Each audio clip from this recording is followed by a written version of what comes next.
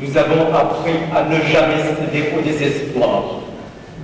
Ainsi, quand les temps étaient marqués du fer de la tyrannie, nous avons su définitivement que la dignité de la condition humaine réside dans le refus de la servitude et le rejet des voies du déshonneur.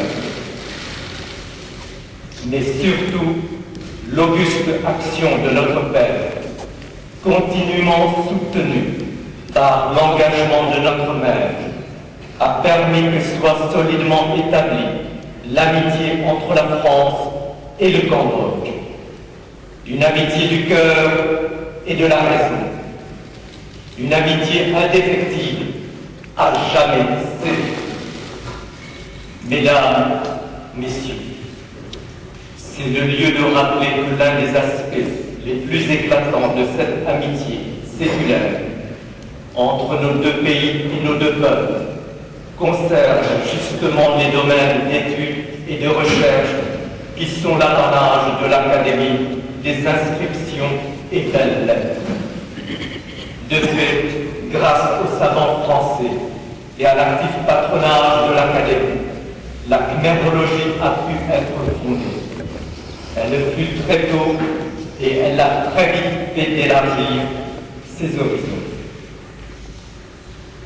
Archéologie, épigraphie, histoire des religions, ethnographie, conservation architecturale, histoire de l'art, archivistique, rien n'a échappé à la curiosité et à l'investigation. Le mémorable voyage accompli en France du 10 juin au 20 juillet 1906 par notre aïeul, le roi Sisoba, contribua par ses remarquables résultats à l'élaboration rapide des modalités de mise en œuvre de cet imposant programme scientifique. Ainsi a pu se mettre en place, dès 1906, une section de l'EPO au Royaume du Cambodge, comme a pu commencer la prise en charge de la conservation d'Angkor. Mais on doit à la vérité de dire que c'est bien avec Sa Majesté Norodom-Sihanouk, monté sur le trône de nos ancêtres en 1941, que se sont renforcés les liens de l'EPO avec le Royaume. Certes, son appel solennel à l'UNESCO en 1991 fit venir la communauté internationale au chevet d'Angkor, alors infesté de mines et dont le patrimoine était resté à l'abandon et au pillage tout au long des sombres années de la guerre. Cependant, Sa Majesté a tenu à réserver une place de choix à l'EPO dans l'action multinationale et il obtint que la France, en 1993, co-préside avec le Japon le Comité international de coordination pour Angkor, présidence qui, avec ses effets bénéfiques et stimulants, perdure jusqu'au jour d'aujourd'hui. À ce propos, notre auguste Père daigne instituer une tradition pour mieux connaître les avancées exemplaires dans la sauvegarde d'Angkor. Il faisait annuellement audience aux représentants de ce comité international dont le pilier, depuis 1993, son secrétaire scientifique permanent et notre confrère, le professeur Azzedine Béchaoui. À notre tour, nous avons adopté cette heureuse tradition. De la sorte, il nous est donné de suivre de près les travaux, afin que rien de ce qui concerne la valorisation d'Angkor ne nous soit étranger. Mais quelle que soit la grandeur d'Angkor, à nos yeux, pour le peuple cambodgien et dans le monde, il n'y a pas qu'Angkor au royaume du Cambodge. De fait, l'EPO a aidé le ministère cambodgien de la Culture et des Beaux-Arts à faire l'inventaire des monuments historiques et des sites archéologiques meurent et la moisson s'est révélée considérable.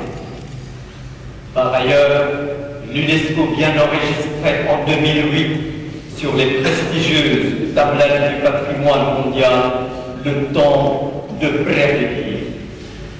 À cet égard, notre souhait reste vif avec le gouvernement royal de voir l'EPO accorder à ce monument ainsi une part non négligeable de son intérêt.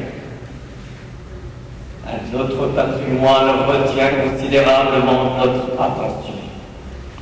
L'UNESCO l'appelle le patrimoine culturel immatériel. Il est proche de nos études personnelles et de nos propres analyses. Il s'agit nommément de la danse classique khmer, art si lié à l'histoire khmer, à la culture cambodgienne et aussi à la couronne. Mise en péril, cette danse a été sauvée. Menacée dans son intégrité, elle a été sauvegardée. Enfin, tout a été mis en œuvre pour que jamais elle ne soit marginalisée. Depuis de longues années, par l'écrit comme par le geste, nous nous sommes investis dans cette noble tâche et c'est avec une joie non mêlée que nous avons accueilli la décision internationale prise à l'UNESCO d'inscrire la danse classique khmer de concert avec un autre bien, le théâtre d'ombre parmi les chefs-d'œuvre de l'humanité. Ici encore, la France, dont le public accueille avec un extraordinaire engouement les premières représentations du ballet royal du Cambodge, la France a assurément un devoir d'amitié pour la défense et illustration de ce joyau culturel. Monsieur le Président de l'Académie, Monsieur le Secrétaire perpétuel, honorables confrères, vous nous avez laissé rappeler, avec nos dettes morales, nos actions personnelles. Il nous est donc loisible d'insister, pour finir, sur la générosité de la haute distinction que vous nous avez accordée.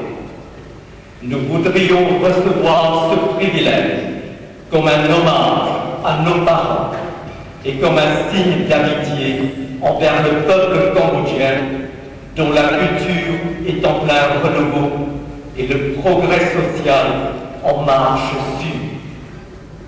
Du fond du cœur, nous vous remercions. En réaffirmant publiquement notre engagement en faveur de l'amitié franco-cambodgienne, nous saurons demeurer fidèles aux grands idéaux de l'Académie, notre Académie.